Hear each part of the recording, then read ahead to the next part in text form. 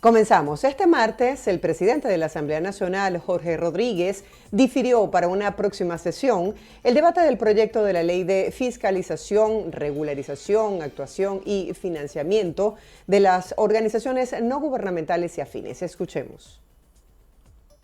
El presidente de la Asamblea Nacional, Jorge Rodríguez, difirió para la próxima sesión el debate del proyecto de ley de fiscalización, regularización, actuación y financiamiento de las organizaciones no gubernamentales y afines. En la segunda discusión, el diputado Julio García Zerpa indicó que la mayoría de las ONGs carecen de personalidad jurídica en Venezuela.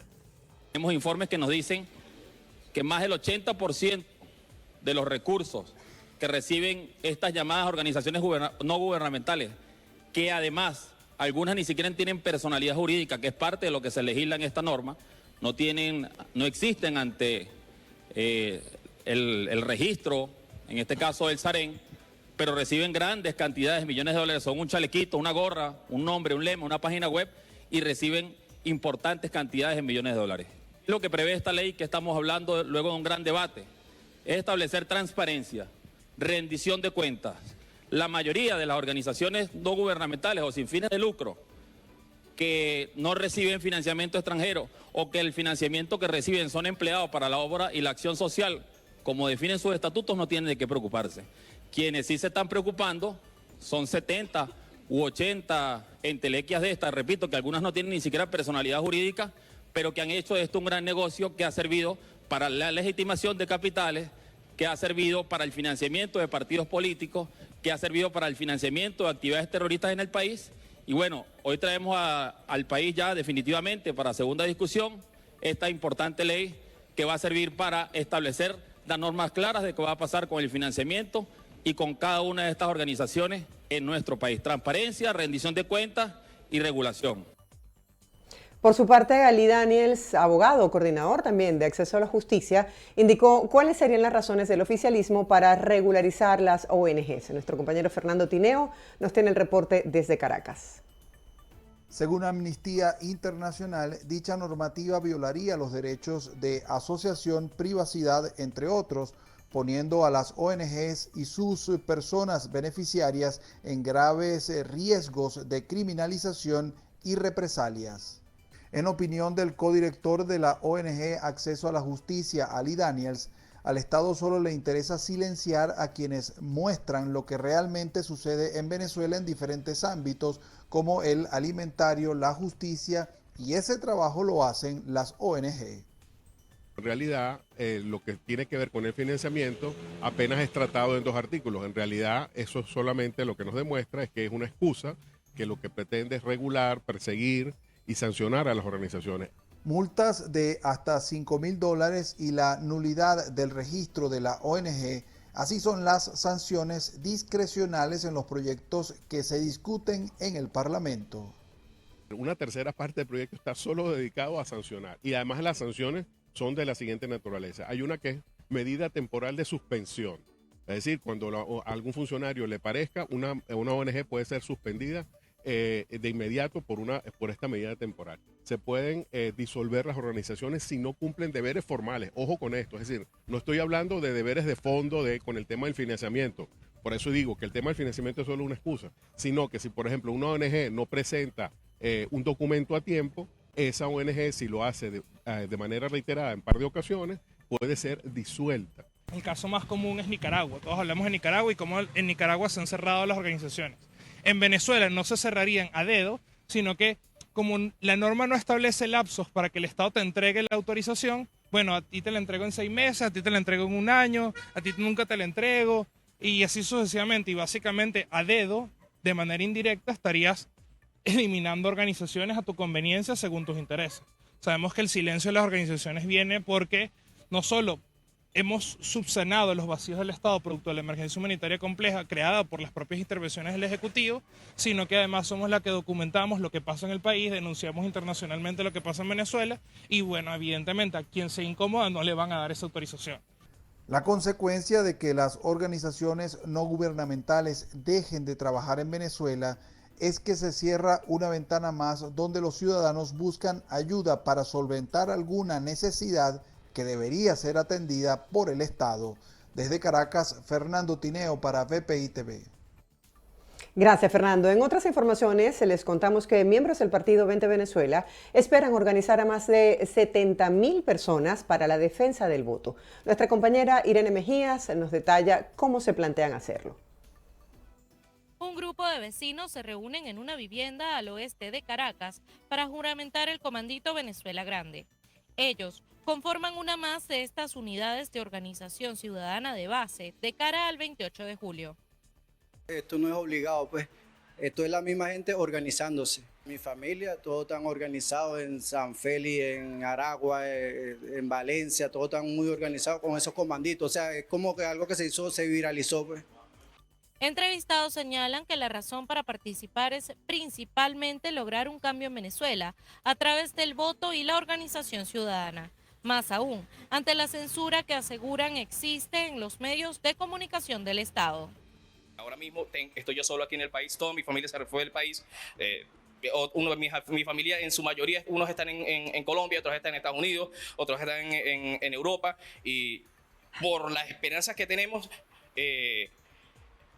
son grandes las esperanzas, y yo sé que podemos con los comanditos, podemos organizar a la comunidad y podemos hacer que nuestros familiares regresen al país. Los comanditos están conformados por grupos de mínimo 10 personas, con el fin de ser multiplicadores de información en las comunidades para la elección presidencial y estimular la participación. La meta es organizar a todo el país. La meta es que no quede un venezolano sin que sepa dónde va a votar, que no quede un venezolano que no sepa qué va a hacer el día de, que no quede un venezolano que a pesar de nada más ir a votar pueda saber en qué más puede ayudar. A menos de 70 días para el proceso electoral en el país, desde el Comando con Venezuela han asegurado que esperan organizar a más de 600.000 personas para la defensa del voto el próximo 28 de julio en Venezuela. Desde Caracas, Venezuela, Irene Mejías. Gracias, Irene, por este reporte desde Caracas. En otras informaciones, el Centro de Documentación y Análisis Social de la Federación Venezolana de Maestros indicó que el costo de la canasta alimentaria del mes de abril superó los $550. Les compartimos el reporte. El Centro de Documentación y Análisis Social de la Federación Venezolana de Maestros reveló que los venezolanos necesitan ganar 166 veces el salario mínimo actual, equivalente a $3.56, para cubrir los gastos de alimentos básicos para una familia de 5 personas. Según el estudio, el costo de la canasta básica de alimentos se situó en $552,29 en abril. El informe también señaló que en comparación con marzo, una familia necesitó 11 salarios más para adquirir una canasta alimentaria con precios de 60 productos básicos. Esto significa que un hogar de 5 personas necesita $18,40 diarios para poder comprar estos alimentos, mientras que el salario mínimo actual en Venezuela es de 130 bolívares, unos $3.56. El informe destacó que el sector que registró el mayor número en abril fue el de los cereales y productos derivados, con un incremento de 3.86%. Otros productos que también experimentaron un aumento fueron las salsas y mayonesa, café, frutas y hortalizas, raíces, tubérculos y otros, así como grasas y aceites. Por otro lado, académicos universitarios y empleados de varios sectores continúan solicitando a las autoridades un incremento en el salario mínimo en Venezuela. Esta demanda surge en un momento en que, según cálculos independientes, un ciudadano necesita más de $100 al mes para cubrir sus necesidades alimenticias básicas en el país. Cambiamos de tema. La ONG Utopics presentó un reporte sobre el número de feminicidios en los primeros 3 meses del año de este año 2024 en Venezuela. A continuación, les presentamos los detalles. En Venezuela se contabilizaron 42 feminicidios durante el primer trimestre de 2024, luego de que en marzo se registraran 10 casos de mujeres asesinadas por motivos de género, de acuerdo con el reporte de la organización no gubernamental Utopics. En un informe publicado en su página web, señaló que en marzo los estados donde ocurrieron la mayor cantidad de feminicidios fue Miranda y Mérida, con un total de 3 casos cada uno, seguidos de Carabobo, La Guaira, Zulia y Lara, con un caso cada uno. La mayoría de las víctimas tenían entre 36 a 40 años de edad, de las cuales 3 eran madres. La ONG señaló que se contabiliza un total de 9 feminicidas, de los cuales 5 están detenidos, 1 está fugado, 2 se quitaron la vida y 1 de ellos formaba parte de un cuerpo de seguridad del Estado. Utopics también computó 10 feminicidios de venezolanas en el exterior, específicamente en Brasil, Colombia, Chile, Ecuador y México, por lo que exigió al Estado venezolano y a la sociedad en general a tomar acciones urgentes frente al incremento de la violencia y denunciando la impunidad que ampara muchas veces a estos agresores. Asimismo, la ONG exhortó al Estado a que implemente de manera urgente un plan de emergencia feminista para la prevención, atención y mitigación de la violencia de género contra las mujeres, niñas y adolescentes. Continuamos con más de las 7 de las 7. Un juez de Colombia envió a la cárcel a 3 supuestos miembros del grupo criminal Tren de Aragua, acusados de estar involucrados en el tráfico de drogas y armas en Bogotá. Vamos a profundizar en este caso. La Fiscalía de Colombia informó que un juez envió a la cárcel a 3 presuntos miembros de la organización criminal transnacional Tren de Aragua, involucrados en el tráfico de drogas y armas en Bogotá. Se trata de Paola Alarcón, Viviana Medina y José Alexander Alarcón, de quien se informó que es el jefe de la red responsable de estas actividades delictivas. Según el ente acusador, los procesados recibían cargamentos de armas y municiones escondidos en bultos de alimentos provenientes de los departamentos de Meta, en el centro del país, y Arauca, fronterizo con Venezuela.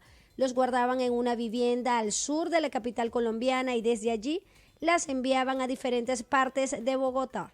Estas 3 personas fueron detenidas por la policía en un operativo realizado en una vivienda ubicada al sur de Bogotá. Las autoridades informaron que en el procedimiento se incautaron armas, explosivos y prendas de uso privado de la fuerza pública. Por esto, a los 3 detenidos le imputaron los delitos de fabricación, tráfico y porte de armas, tráfico, fabricación o porte de estupefacientes y fabricación, tráfico y porte de armas, municiones de uso restringido, de uso privado de las Fuerzas Armadas o explosivos, los cargos que no fueron aceptados por presuntos miembros del Tren de Aragua. Vamos ahora con noticias de inmigración, porque el secretario de Seguridad Nacional, Alejandro Mayorkas, dijo que los vuelos de repatriación de venezolanos programados por las autoridades migratorias se mantienen suspendidos y que los venezolanos están siendo regresados a México. Mayorkas destacó el apoyo del gobierno de México para detener el flujo de migrantes que busca llegar a la frontera de Estados Unidos con controles en los trenes y en los puntos de revisión.